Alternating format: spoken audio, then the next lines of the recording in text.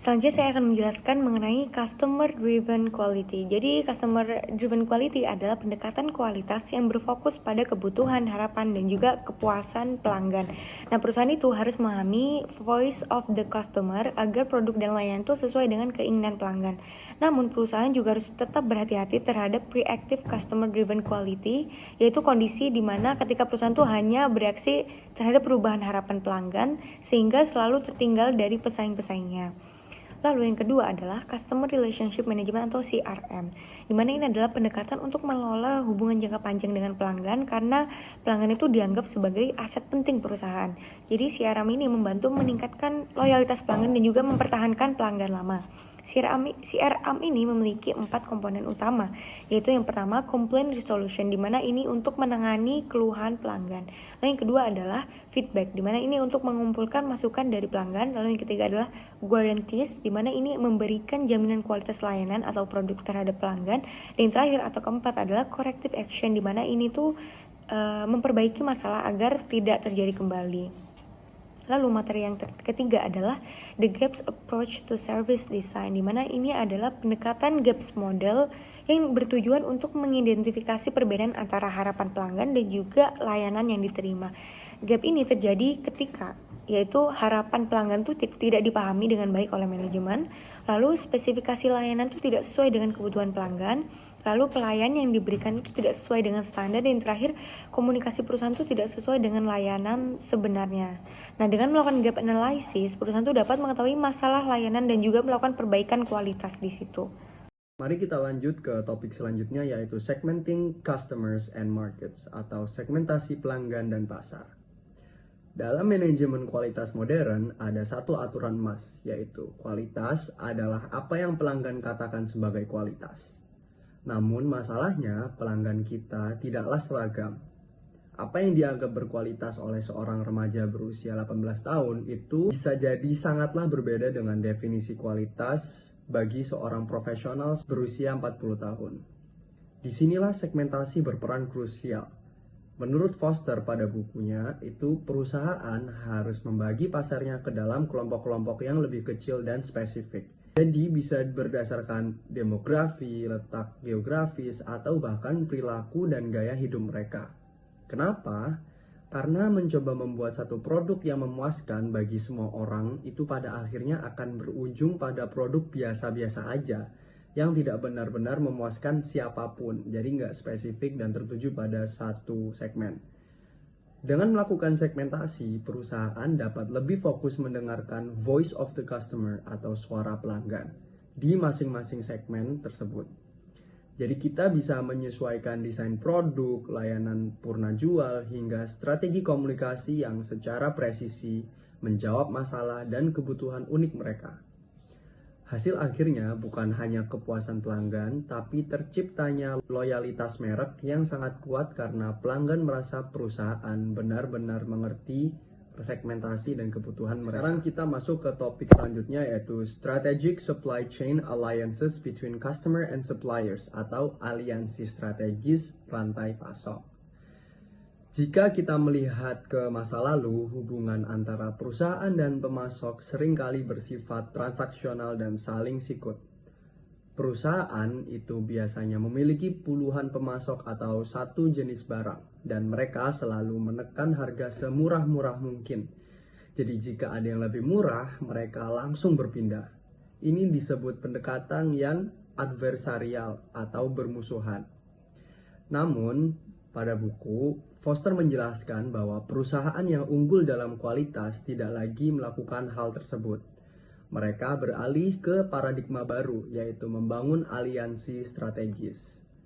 Aliansi ini berarti perusahaan justru mengurangi jumlah pemasoknya, memilih sedikit saja pemasok yang terbaik, dan membangun hubungan jangka panjang yang erat dengan mereka.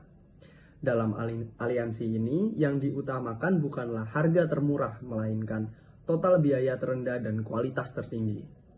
Bagaimana caranya? Melalui transparansi dan kerjasama.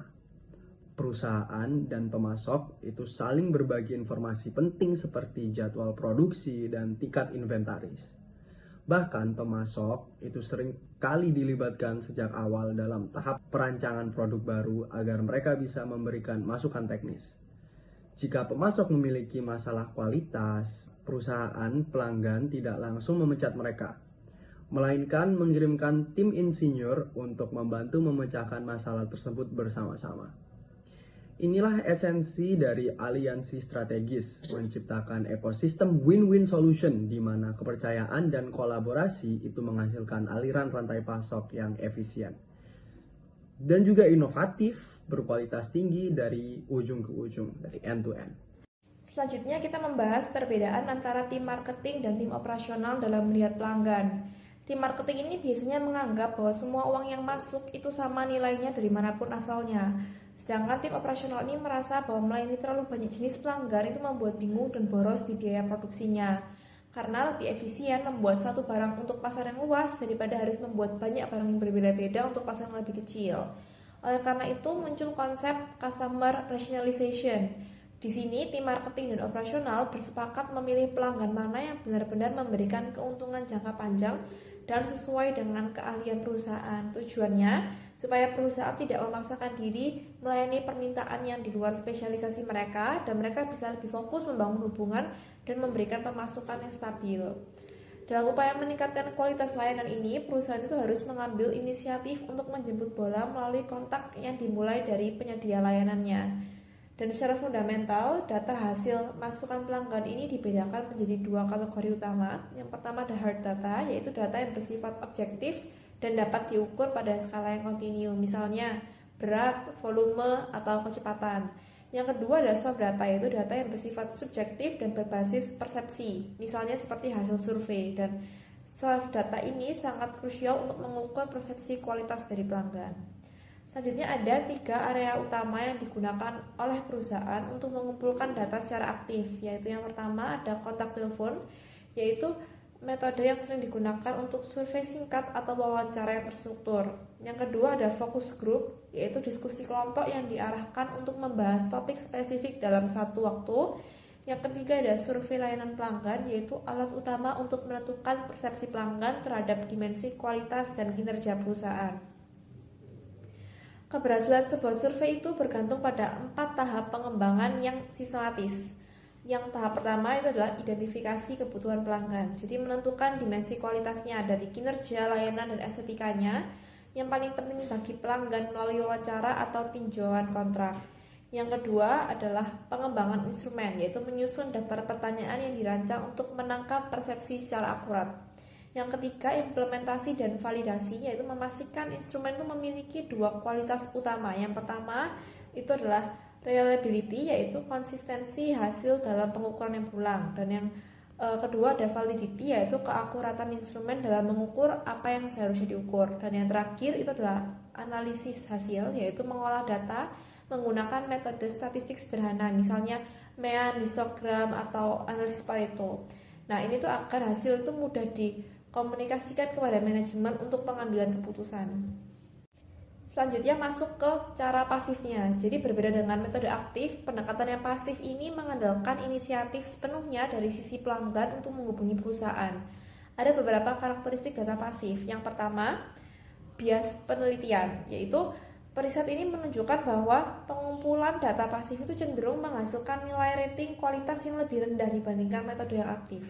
Yang kedua, ekstremisme dari respon. Nah, orang yang berinisiatif mengisi formulir atau melapor ini biasanya mereka itu merasakan pengalaman yang sangat ekstrim. Entah mereka sangat puas atau mereka sangat kecewa.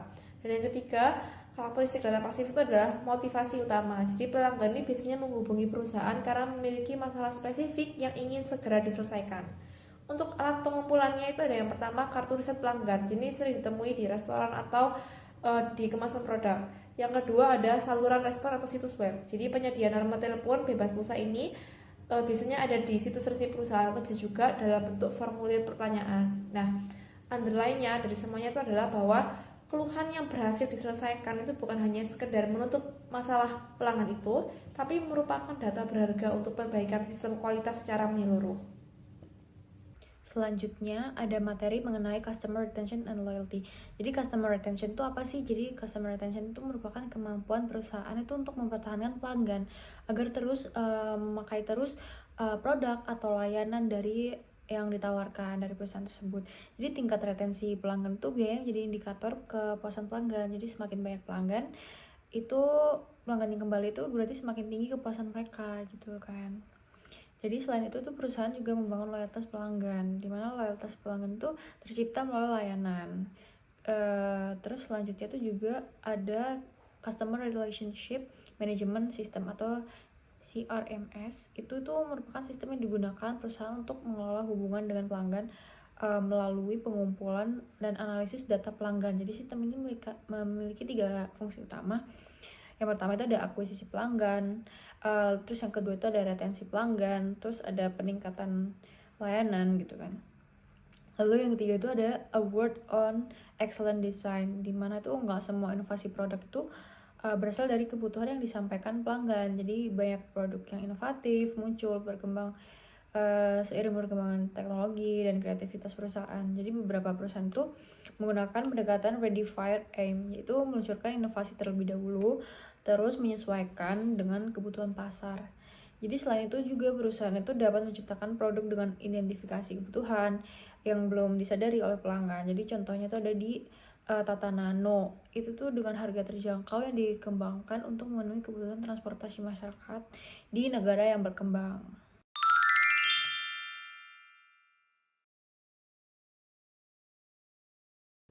Mari kita jawab pertanyaan pada case nomor 1, yaitu explain how Apple's customer quality feedback program helps the firm hear the voice of the customer.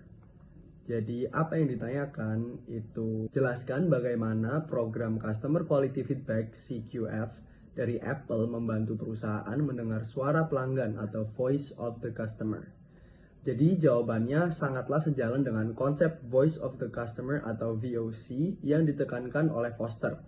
Program CQF Apple adalah sebuah inisiatif di mana Apple mengumpulkan para penggunanya, para usernya yang setia untuk menguji produk baik perangkat lunak yaitu software maupun perangkat keras yaitu prototype teknologi mereka sebelum dirilis secara luas ke publik. Jadi istilahnya ada demo atau beta version.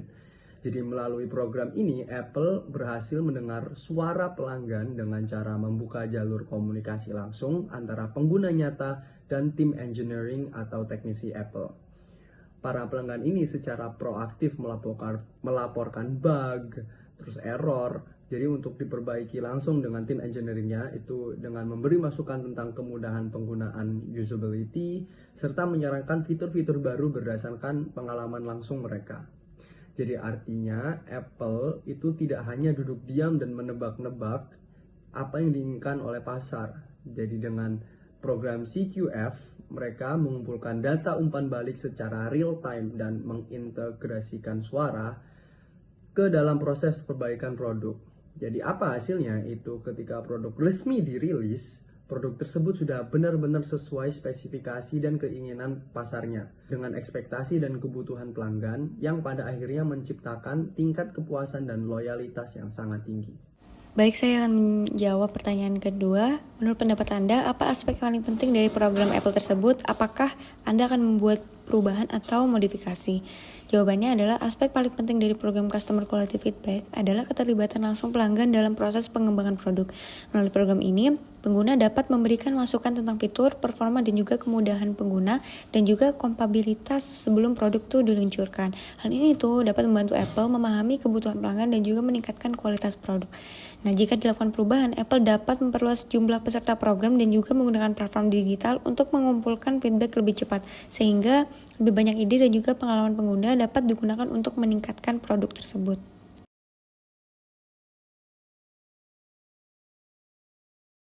Untuk pendapat pribadi, saya sendiri menikmati jika saya mendapatkan kesempatan untuk jadi partisipan dari program ini. Kenapa? Karena yang pertama, saya punya rasa sense of belonging dan kontribusi. Jadi sebagai pengguna ada kepuasan tersendiri ketika saya bisa melihat langsung proses pengembangannya, bukan hanya menjadi konsumen akhirnya aja, tapi menjadi bagian dari solusi. Jadi ketika produk tersebut rilis di pasar, kita tahu bahwa kita ada ambil andil dari pemikiran produk itu. Lalu yang kedua, kita memiliki direct impact dampak yang langsung, yaitu keunggulan program ini itu adalah komunikasi langsung dengan para engineer-nya. Jadi masukan kita itu tidak hanya berhenti di tim admin saja, tapi benar-benar bisa mempengaruhi desain final dari produk itu sendiri. Dan yang terakhir, eksklusivitas dan pengalaman. Jadi kesempatan untuk mencoba prototipe ini bukan untuk semua orang. Jadi saya merasa bisa punya pengalaman yang luar biasa dan juga bisa memungkinkan saya untuk memastikan bahwa produk yang saya gunakan di masa depan itu benar-benar fungsional dan menjawab kebutuhan nyata saya sehari-hari.